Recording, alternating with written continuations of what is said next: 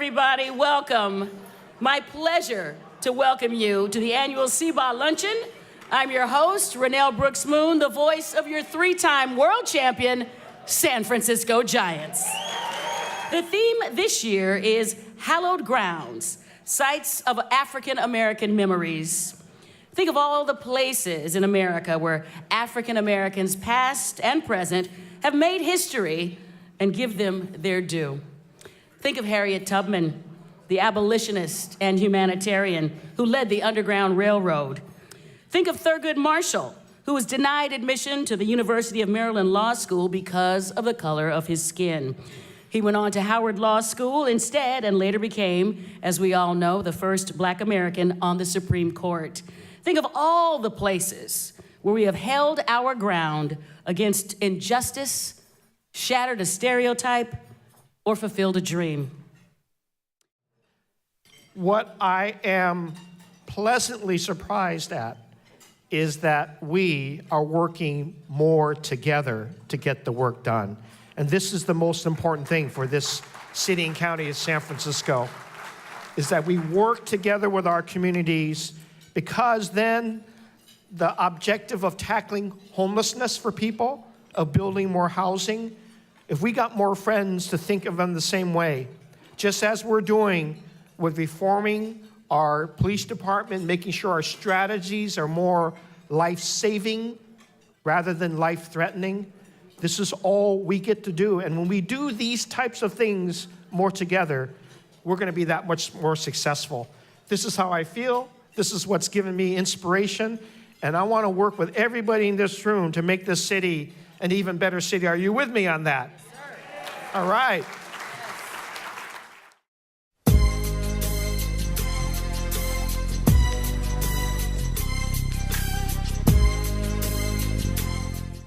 Pastor Calvin Jones, Jr. is the senior pastor of the Providence Baptist Church, one of the largest congregations in San Francisco. He earned his master's in divinity from Harvard University. He also played defensive back for the Denver Broncos in the 1970s. Pastor Jones works tirelessly in the community of San Francisco, including a youth outreach program at San Francisco Juvenile Hall, homeless shelter and food supply, prison ministry, founding board member of the San Francisco Housing Development Corporation, executive director of the Family School of San Francisco, and member of the Mayor of San Francisco Citizen Advisory Committee for the Hunters Point Naval Shipyard Project. He is a true proponent of urban development ministries and affordable housing to seniors. Recently, Pastor Jones has become a leader in the Green the Church, which taps into the power and purpose of making African American churches more aware of the environment and energy savings. So what we did was went back and relamped our church. They came in and installed the solar system and the panel system. And we were able to save over $30,000 a year. Our energy bill wasn't going up at a time when everybody else was paying more for energy. Our energy bill was actually going down. And by doing that, we were able to take the monies that we saved and put that back out into the work of the church. We salute Pastor Calvin Jones, Jr., recipient of the 2016 Humanitarian Award. I think what I want to say is thank you, and just got so many blessings that God has blessed us and to doing this community in this city.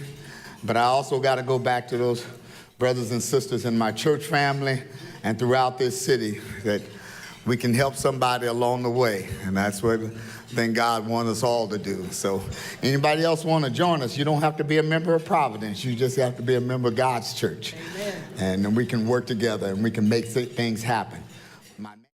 When I started applying for jobs on television, I had never seen a black woman television reporter. In fact, there were so few black people on television, there were so few women reporters back then, that it's hard to visualize the world today without the diversity that we enjoy. Back then, when we saw a person of color on TV, someone in the family would yell out, "Hurry, hurry, there's a colored person on TV, hurry before you miss him." And that's why I am so happy that I've been able to write Never in My Wildest Dreams, because in the beginning as a teenager, the career, the life that I've lived was so far out of the realms of possibility for a woman of my background. There was a time when the only place I could work were for black program radio stations, black newspapers, magazines. Thank goodness all of that changed. I have met royalty, radicals, revolutionaries, all people who are interesting. From time to time, I would blame my lack of accomplishments on my circumstances of birth. But thank goodness I soon realized that was going to get me nowhere. I had to have a dream. I had to have a vision for myself. And that's why this book has been so important to me, because I want to tell that story to other women, that what you dream for yourself is possible. Just believe in it. And that's why I chose the title, Never in My Wildest Dreams, because indeed, once I dreamed it, it was possible. I've been always fascinated with this thing called dreams. So I want to thank you for this honor, because it comes at a time when I realize that dreams don't have to be things of the past. No matter how old you are, there's the power of now. And that means you do what you can, where you are, in the time period you're in, and with the needs that surround you. And I hope that all and every one of you in here will dream one day of standing in this place to receive a thank you that may not be as deserved as it was 10 years ago, but that's what makes it so special. I thank you, community, I thank you, friends, and I thank you, people who supported me many, many years, for this honor. When I was 10 years old, I first saw Miss Belva in person, and it forever changed my life. It was the first time I saw a beautiful black woman, a television journalist, poised and confident and brilliant and talented. And to grow up now and to have her as my friend and my mentor has been one of the great thrills of my life. Were it not for Miss Belva, I would not be celebrating 31 years as a broadcaster. I would not be in the PA booth at AT&T Park. Anyhow, these awards are for the Boys and Girls Club. Can you step up? All right, great. I have 2 awards. One is for George Washington Carver, Dr. George Washington Carver.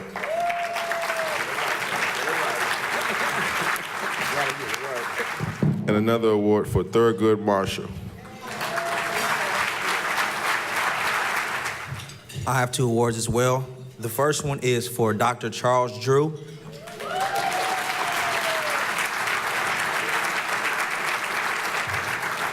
And the second one is for Bret Hart.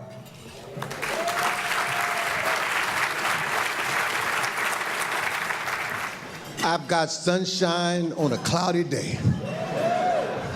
I wish it would rain. I heard it through the grapevine. That's the Motown sound. That's the Motown sound. And Ben, you are way too young to know anything about that. What? Lehman, I know about the Motown sound, AKA Hitsville, USA, and all of its great artists, including the Jackson 5. Motown is the fabric of 20th century American music. Why don't we take a brief moment to reflect on Motown? The Motown story is a story of breaking racial boundaries. It's a story of power. It's a story of dreams. It's a story of hard work. And it's the story of not just a musical revolution, but for the first time in America, men and women, young, old, black, and white, understood each other, coming together to create something truly amazing. Motown, the sound that changed America. The revolution of Motown began over half a century ago, on January 12, 1959, when a young black sound writer named Berry Gordy founded a company with a loan of just $800, thus marking the birth of the Motown Records Corporation. Motown was more than a sound and a feeling. It came to symbolize racial integration and tolerance. I felt I wanted to do music for all people, and it just turned out that people began feeling it, and black people, white people, Jews, Gentiles, cops, and the robbers, I mean, all loved Motown. Gordy endeavored to reach across the racial divide with music that could touch all people, regardless of their color of their skin. After Motown, black popular music would never again be dismissed as a minority taste. The company employed whites from the beginning and broke racial boundaries on pop charts and airways. It broke racial prejudice by becoming the most successful independent record company in history and the most successful black-owned business in America. The Motown sound is the sound of America. I think what's so prolific about it is that everybody got caught up in the sound. And when they say Motown, helped change America, I think it really did.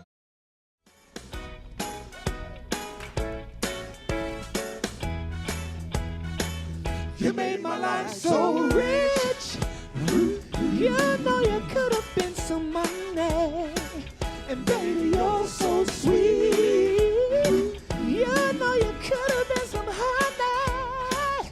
Well, you could have been anything that you wanted to. And I can tell the way you do the things you do.